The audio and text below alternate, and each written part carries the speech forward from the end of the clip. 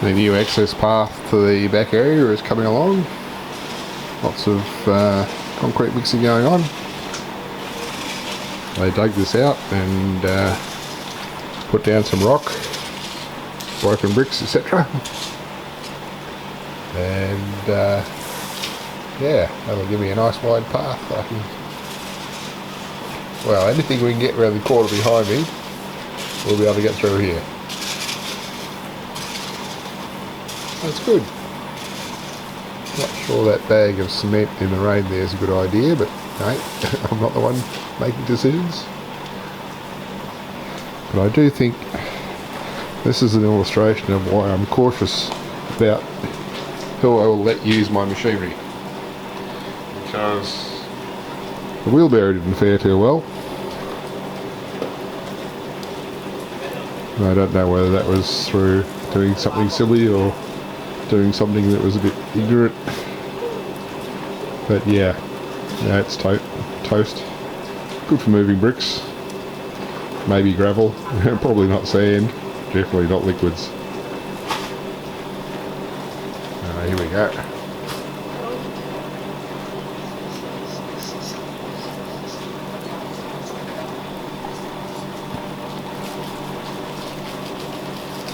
It's another rainy, bit gloomy day. It's been a bit like this lately. But it's a bit of an issue because the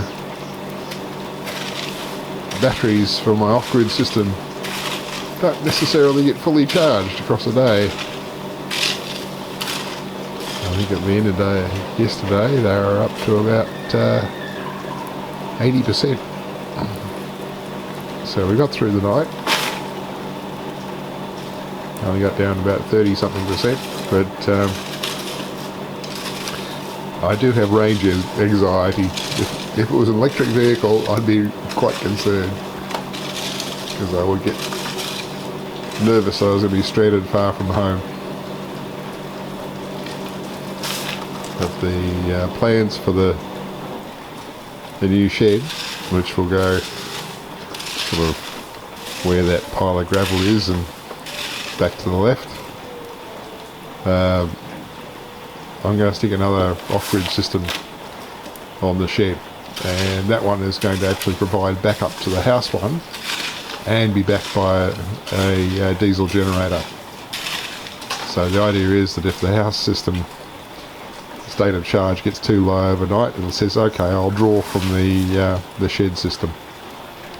And if the state of charge of the shed system gets too low, that will actually start the generator.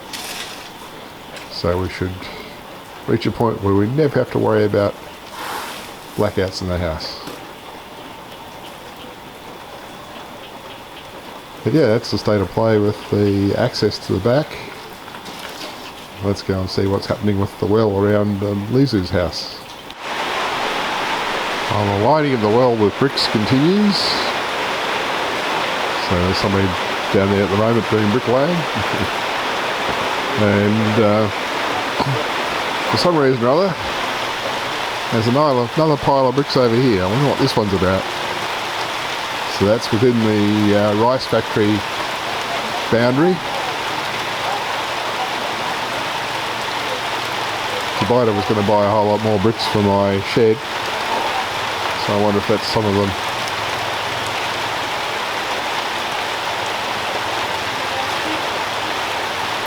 Really don't know.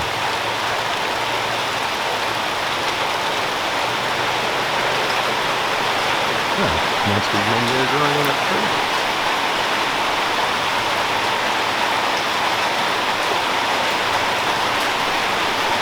We really are in the tropics. We've got mangoes growing there.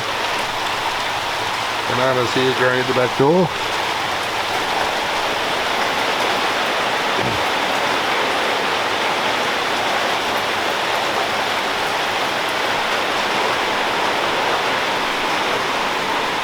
Quack, quack, quack.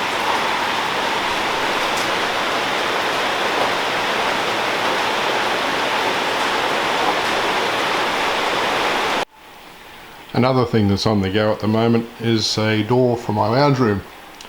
Another one of these security type doors. The idea with this one is that it will get insect mesh on it later. The guys that installed it sort of in terms of, yes, they put the hinges in there and they put a striker plate in. I did actually supply them with all the components for a fingerprint lock. So there's a sensor that goes on the wall, and there's an electric striker plate and some control electronics. When their boss was here quoting on this, or at least surveying the job, he said, yeah, give us all that, we'll take that away and we'll figure that out. Well, when these guys came to install it, they just started installing the standard striker plate. I sort of indicated, well, what about the electronic one? And these guys didn't speak much English, so they went and got their supervisor, who came back and said, I'll talk to the boss. Apparently they couldn't find anybody who understood the fingerprint lock, and even went so far as to go away to Serang, and everybody said, oh no, too hard.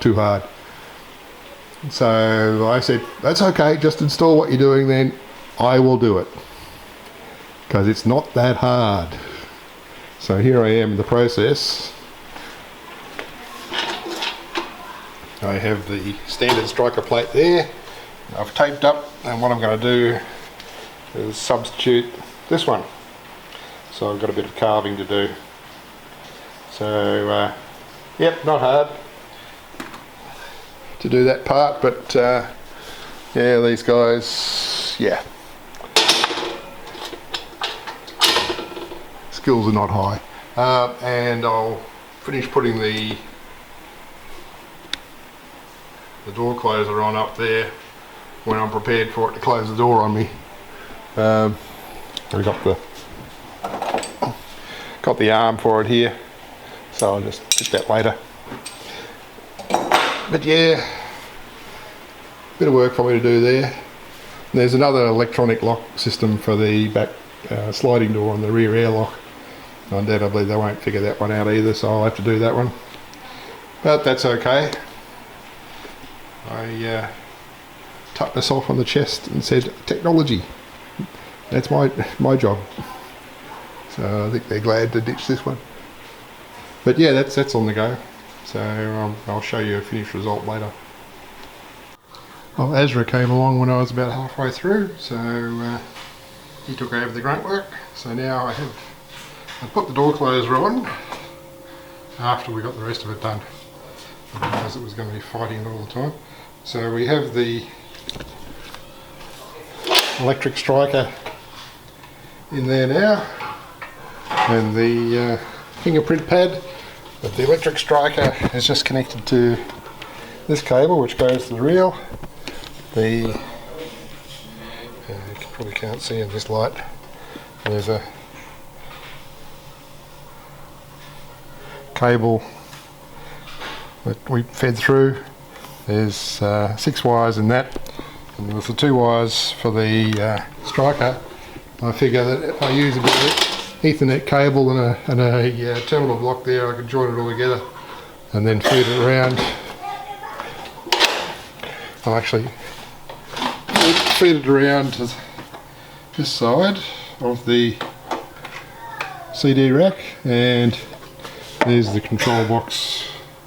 I can put that there with the Ethernet cable wires feeding to the bottom of that, and I've got to get power to it as well, 220 volts. So yeah, it might be an exercise for another day. But that's going well. And the pile of the bricks out the back is growing again. And the little shelter next door got rotated by 90 degrees clockwise. So we now have a nice concrete runway through here. I'm told there's going to be further finishing of it to make it nice and smooth. Okay. But yeah, soon we'll be able to run the machine out there and hopefully not get it bombed. The lining of the well is getting close to the surface. So the pile is much diminished. And we have a pile of bricks over there, and they are coming across. I wonder if that's to add to the pile at the back of my place, or to add to this pile.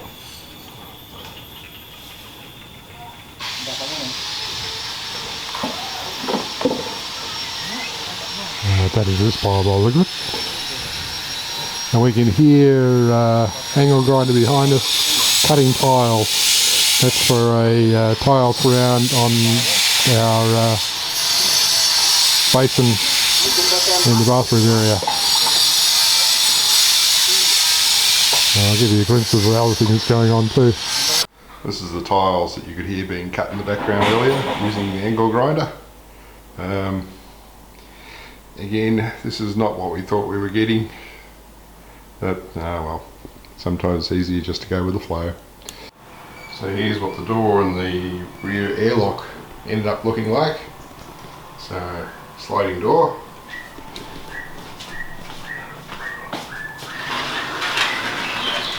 And originally this thing was almost flush to the wall. I can't quite see it there. But the wall isn't quite straight, so it needed to be set out a couple of millimetres. So yeah, I've set it out quite a bit. So I'm going to have to do something about closing up that gap with something to prevent it being a highway for insects. Again, the people around here don't seem to gather the concept of insect mesh and trying to exclude insect from home. And that's possibly because they have the vents above the windows, as you can see next door there, where not only insects but small bats could fly in if they want to. The next fun part here is these parts, which are the striker and latch for the electronic lock. These were supplied to the people, like they took it all away saying yeah we'll figure it out, and then they didn't. So I've got to figure out some way of installing this into this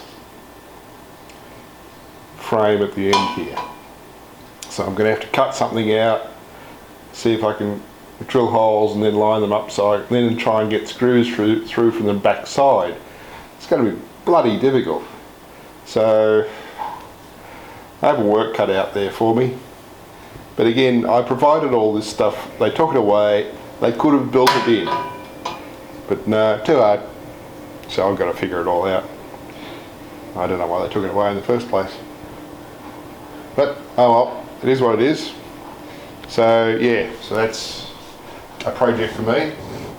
Again, this one will get insect mesh on it at some stage. We can do that, that's no big deal.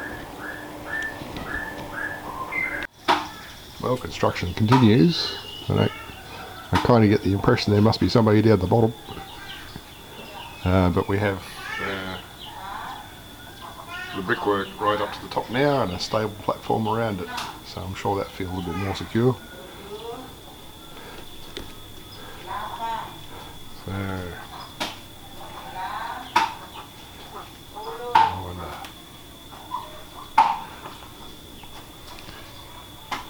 pile of bricks up there looks bigger than ever, and the pile of bricks over there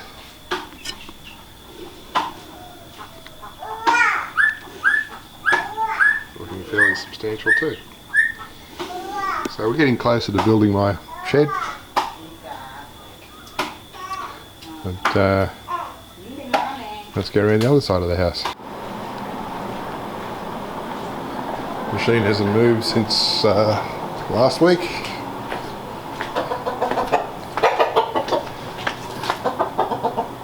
It's not just the kids crawling around, it's bloody chooks too.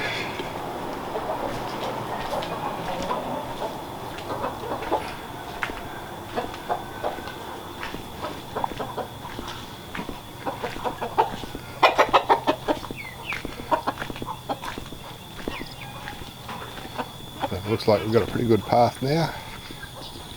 don't know how deep this poor pond is. I think I can see the bottom, but it could be mud at the bottom of that, I don't know. But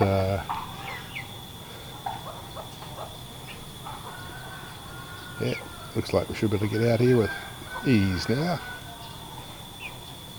I need to measure how far from that fence to the, I guess the left-hand edge of that path over there would be, because I want, what, 9 and 4, 13 metres from the back edge of the apron round the back of the building to the front of the veranda, porch at the front. So I think that's going to be more than 13 metres, so that means that we can still have a bit of a road between. Yeah, okay. Hello.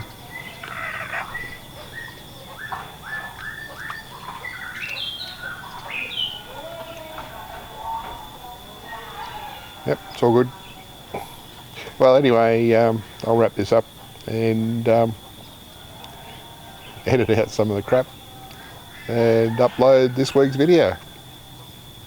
And that does look like a good pile of bricks. Woohoo. Okay, next week.